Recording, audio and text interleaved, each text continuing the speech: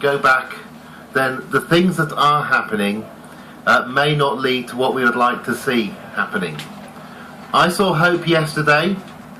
Oxfam organised a meeting in Oxford, where I work, to talk about inequality, and when it got to over 600 students signing up, they had to bar the gates because too many of the students at the University of Oxford were trying to get in to hear a relatively old professor of economics talk about inequality because they are that interested. For the first time for many decades, a majority of students in my university voted Labour. They voted Labour in Cambridge. They voted Labour, unbelievably, in Bristol when the students were polled. They voted Conservative in the LSE. So, I know, shame on the LSE. Seriously, but the students have been polled, I know. But there are signs amongst what's happening in the election which are very interesting and hopeful. The young have been moving their votes. Oxford East, for a second time, raised its vote. It now looks like a pit village. It's 50% Labour voting in Oxford East. Cambridge turned Labour.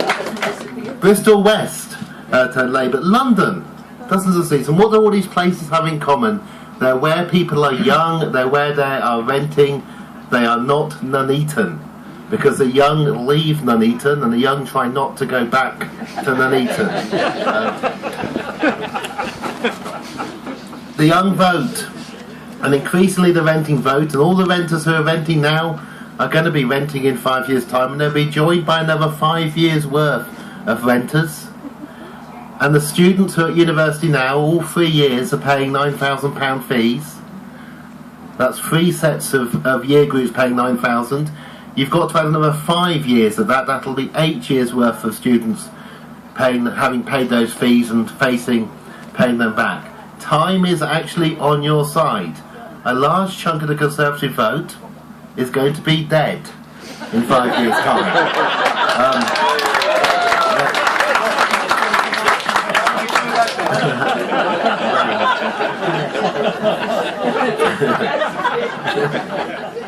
Other hopeful things, or other changes, and this is entirely due to comprehensive schools. This would have been entirely impossible under the grammar school system. For the last couple of years, half of the young women of England have gone to university. 50% of young women in England go to university, year after year. We are becoming majority graduate population. You've got to fool university graduates if you're going to tell people that they all just need to get into 1% and they'll be okay. This is going to be very, very hard to do. We've allowed people to have this freedom, we've taken them through, and then we're going to tell them that they have to work at a living wage or even a minimum wage job, despite the fact they have a university degree, and we expect them to blame themselves and think that they are a failure. This is the only way you're going to manage it. If you want to be more optimistic about this, I think this is optimistic. All these young people have these debts. These debts are unpayable. They're known to be unpayable. We know what the incomes of 31-year-old graduates are already, and they are very low in the majority of cases. The forecast house price for London by 2030 is now 1 million, an average price of 1 million. It's on $500,000 at the moment. Savills, their shares boomed after the election. Foxton's, their shares boomed. There's going to be a housing boom in London. We're heading towards an average house price of 1 million.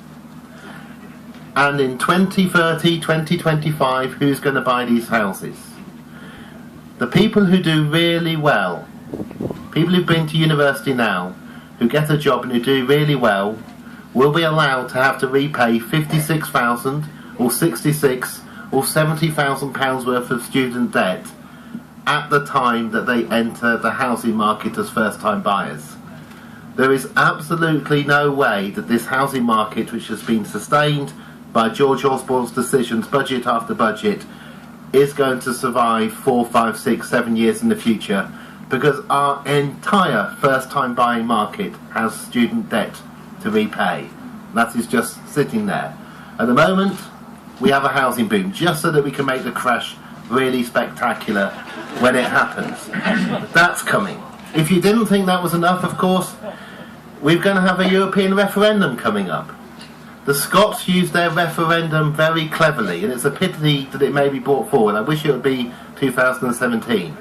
Because you can talk about an enormous number of other things around a referendum. You can talk about what kind of society you want. What do you want to live in? What do you want the future to be? Because that's what a referendum about sovereignty really is about. It's about the future. And that referendum could be used in that way. And that's why they're going to try and rush it forward. The most remarkable thing happened at the election, the most remarkable thing since 1918. In 1918, a new third party emerged. They won 73 seats. They were called Sinn Féin. The first time that this has happened since 1918 is now with the 56 MPs of a very, very different party to the party it was 2 years ago.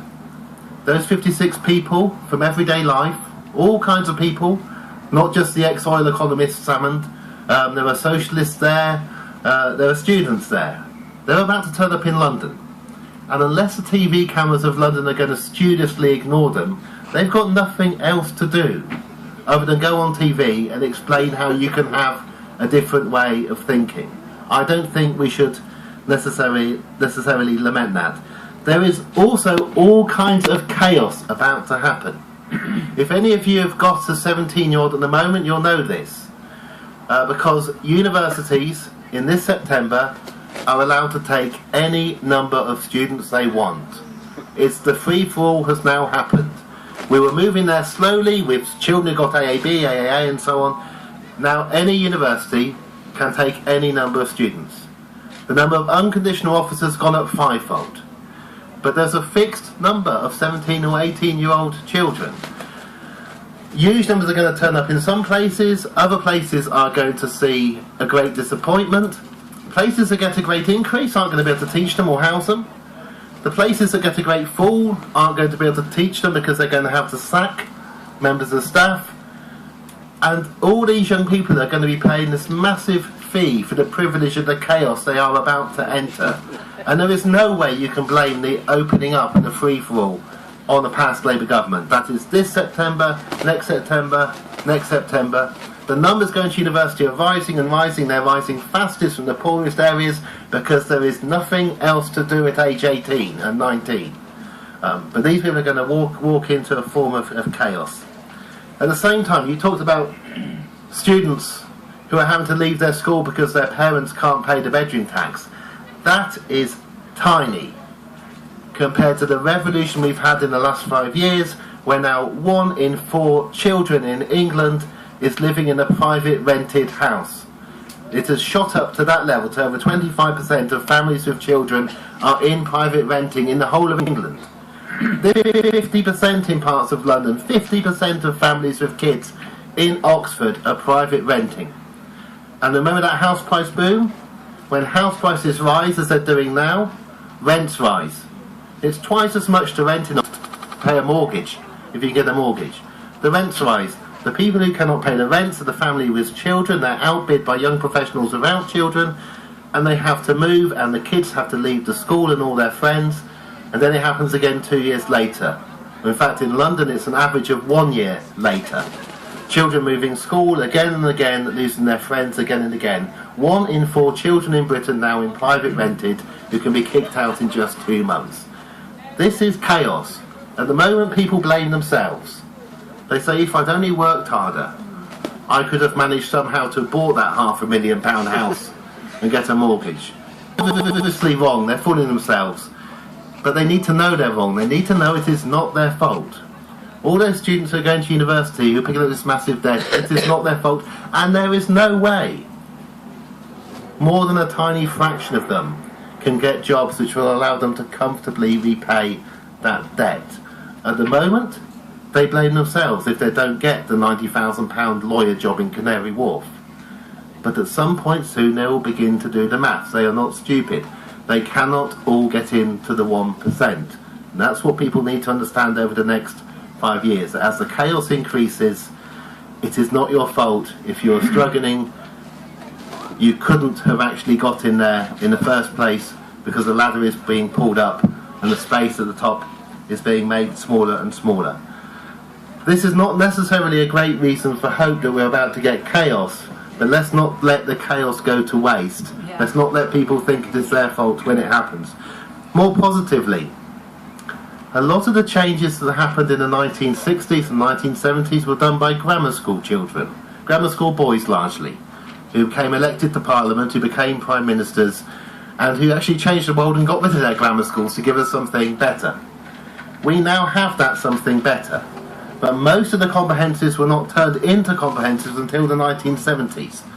Many not until the early 1980s. You are only now seeing the first comprehensive generation come through. We only now have our first couple of heads of an Oxford college who went to a comprehensive. We've only now got to the point of having the first party leader who went to a comprehensive not win, but at least he went to a comprehensive. The comprehensive generation is young. It is not realised how young, and it is highly successful.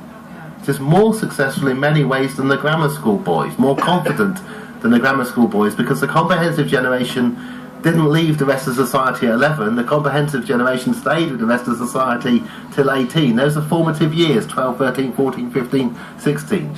You stay with everybody else for those years. You do not think that everybody else is scum. And this set of people are coming through. They will be the majority of people in power in about 5 or 10 years' time. By power I mean high-paid jobs, and it'll be comprehensive women. That is the generation who are doing best, because women's advantage in education has been going on for years. I said 50% of young women are going to university. It's only about 38% of young men. In many places, what people are worrying about is young men. So it's women who've gone to comprehensives are going to be the generation who can be in charge in 5 or 10 years' time, and they will have a very different attitude to the people who went before them, including the grammar school men. Things change and things get better. Lastly, you mentioned the free schools, so I'll end with the free schools in Oxfordshire. Oxfordshire, all the secondaries are academies. So the county council says, well, it's up to them. The academies just have to compete, and it'll all be fine. But we've been having babies, lots of them. We know we've been having babies because the primary schools are full. We're very lucky. We've had people coming from all over the world. A quarter of the people in the city of Oxford are born outside of the UK. Almost everybody, to be honest, in Oxford or Oxfordshire was not born in Oxford or Oxfordshire. So we're going to have to get a new school. We may be getting 2. There are now 2 free schools competing for a place in the city of Oxford, secondary schools. Is this going to make people happy? Our parents, who are already absolutely paranoid about the schooling system in this school, going to be happy when suddenly a new site is opened up, disturbing all the reasons about why the slightly selfish paid ever so much more to try and get into the catchment of this one or that one, or whatever. Are people going to celebrate and go to arms and say, oh, thank you for doing this is wonderful? Or are they going to realise that the reason why the unit of resource is falling in their schools, things are getting worse in general, the fact that you've got 1,800 kids in one school and the other, you've got people bailing out of private schools, because in the private sector people are not being paid enough always to carry on managing to pay the elevated fees. And let's face it, well over half of the private schools are absolutely abysmal, and the parents sometimes actually work this out for themselves.